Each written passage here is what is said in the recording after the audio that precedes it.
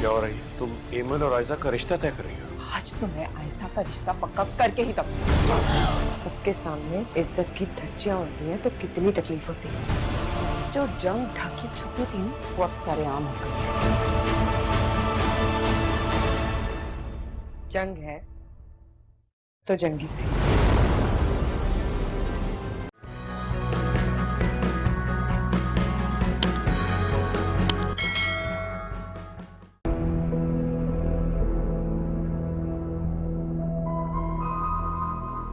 आखिर पहुंच गए ना तुम अपने अंजाम को। जलील घटिया आदमी, अब तू सारी जिंदगी जेल की सलाखों के पीछे रहेगा। और देख देख के मैं तेरे साथ क्या करता हूं। अब तुम देखना कि मैं तुम्हारे साथ क्या कर सकता हूं। अगर मैं चाहूं तो तुम्हारे सांसों की जोड़ को एक झटके में छोड़ो से, छोड़ो मैं करूं, छोड़ो से।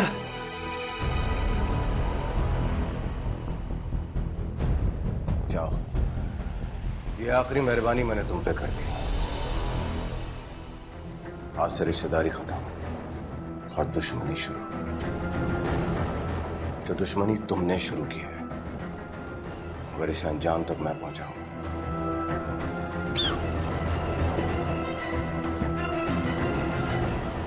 संभाल के रखना अपनी शराफत को।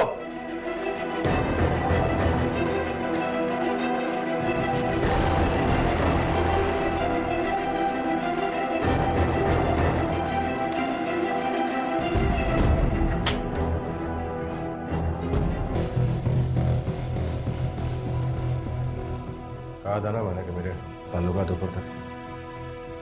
तुम जाओ फरीदुल्ला। तुमने पुलिस स्टेशन में इल्जाम कत्ल की कोशिश की है, इसकी सजा जानते हो? और थाने में आकर लॉकअप में बंद शख्स को धमकी देने की क्या सजा होती? अच्छा, तो अब तुम हमें कानून पढ़ाओगे? ज्यादा स्मार्ट बनने की कोशिश मत करो। मैं अच्छी तरह जानता हूं तुम्हारी हेरा फेरी को।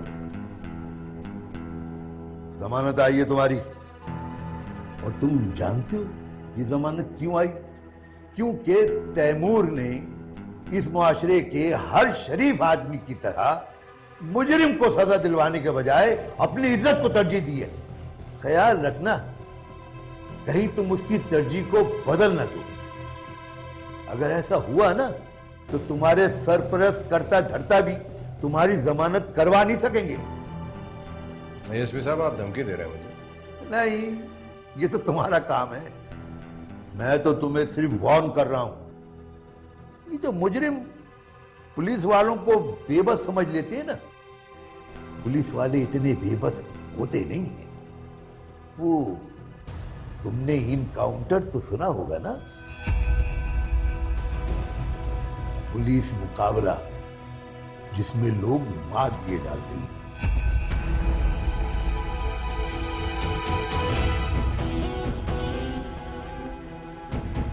जाओ यहां से।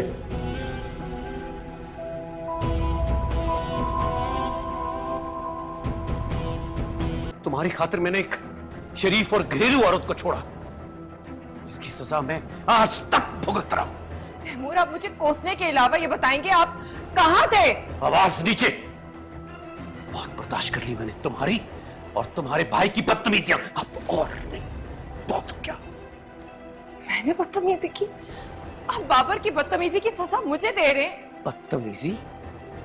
सारी जिंदगी उसने मेरा नमक खाया, मेरे घर में रहा, मेरे एहसानों का बदला यह दिया कि मुझ पर कातिलाना हमला किया। कल तक तो वो मेरी इज्जत का दुश्मन था, आज उसने मुझ पर वार किया।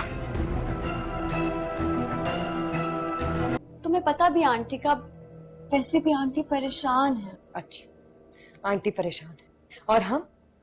अजीब मंतक है इन लोगों की। खुद जुल्म करते हैं और फिर हमें जालिम बना देते हैं। अपने भाई के गुनाह नजर नहीं आते, अपनी और अपनी बेटी के कारनामे नजर नहीं आते इनको। एमन, सब्र करो। मैं सब्र करूं? तुम अभी भी मुझे सब्र करने को कह रही हो आयशा? कैसे करूं मैं सब्र आयशा? मरने वाले बाप अपनी बेटियों को साथ लेके क्यों नहीं मरते? क्या उन्हें नहीं पता उनके मर जाने के बाद हमें कितने धक्के खाने पड़ेंगे, कितनी जिल्लत सहनी पड़ेगी। आयशा मुझे प्लीज बाबा के पास ले चल, ये जिल्लत और बर्दाश्त नहीं। हेलो, कैसी हो? ठीक हूँ, आप कैसे हैं? मैं भी बिल्कुल ठीक। बस ऑफिस में थोड़ा सा फ्री टाइम था तो सोचा तुम्हें कॉल कर लूं। घर में सब ठीक है ना? खाना ने कुछ कहा तो नहीं तुम दोनों को? अगर कह भी लेंगी तो हम क्या कर सकते हैं?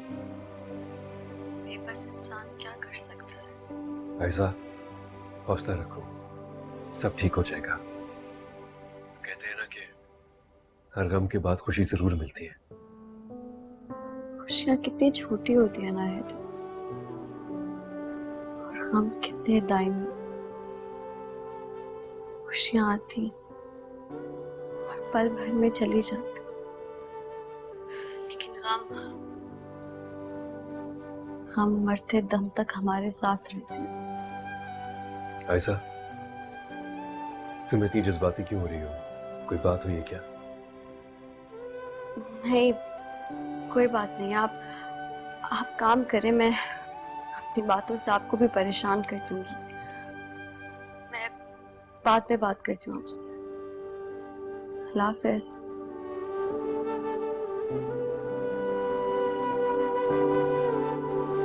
पता है ना मैं आपकी सगी औलाद नहीं हूँ। आप मुझे इतना डिसअपॉइंट क्यों कर रहे हैं बाबा?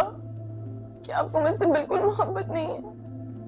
मेरी खुशियों की जरा से भी परवाह नहीं है? बाबा मेरा क्या कसूर है? आप ऐसा कैसे कर सकते हैं मेरे साथ? कैसा? ऐसा क्या कर दिया मैंने? बाबा आप जानते हैं ना कि हैदर मेरी खुशी है, मेरी ख्वाहिश है, और वो खुशी जो आपने खुद मुझे दी है, और अब आप वो खुशी मुझसे छीनना चाहते हैं। आप प्लीज हैदर से बात करें। आई एम श्योर वो आपकी बात जरूर सुनेगा।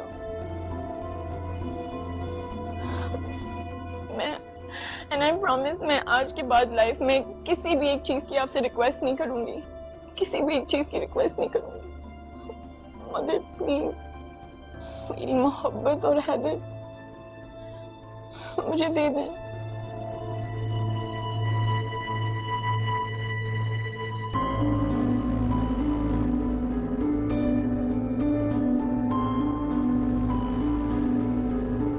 तो क्या बोला लड़के वालों ने? शादी के लिए तो राजी है ना?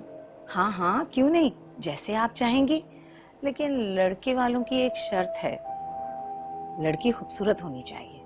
अरे उसकी फिक्र नहीं करो तुम, लड़कियां बहुत खूबसूरत हैं। तुम बस उन्हें कल ले आओ तो मैं बाकी बातें खुद ही कर लूंगी। आंटी आपने बुलाया था? हाँ आयजा बेटा, ये चाय ठंडी होगी, जरा चाय फिर से ले आओ। और इमल बेटा ये जरा बर्तन उठा लो। जी।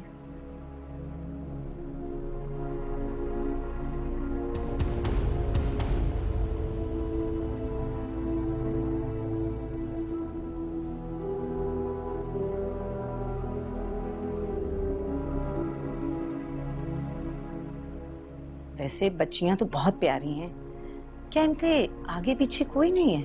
नसीम, तुम्हें सिर्फ अपनी दुगनी फीस से मतलब होना चाहिए। हाँ हाँ, मुझे अपनी दुगनी फीस से ही मतलब है। अब देखिए ना, आपके इन लड़कियों के साथ क्या मामलात है मुझे नहीं मालूम। आप इनकी शादी के लिए इतना इसरार क्यों कर रही हैं? कोई ना कोई तो आपकी मजबूरी होगी ना। मगर क्या 2 बच्चों के बाप से आप इनकी शादी करवा सकती हैं? पता नहीं कौन सी नई साजिशी खिचड़ी बन रही है, पता नहीं कौन सा नया तूफान, नई मुसीबत है हमारे लिए। आप क्या साजिश करेंगी? इतना कुछ तो हो गया उनके साथ। तभी तो मैं कह रही हूँ, इतना कुछ हुआ है, उसके बाद तुम्हें लगता है वो हमें इतने आराम से बख्श देंगे?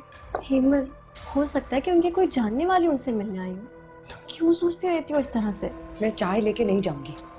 मेरी सिक्स सेंस कह रही है कि ना ये औरत ठीक है और ना इसके यहाँ आने के इरादे। अच्छा चलो ठीक है, मैं ले जाती हूँ, तुम गुस्सा कम करो।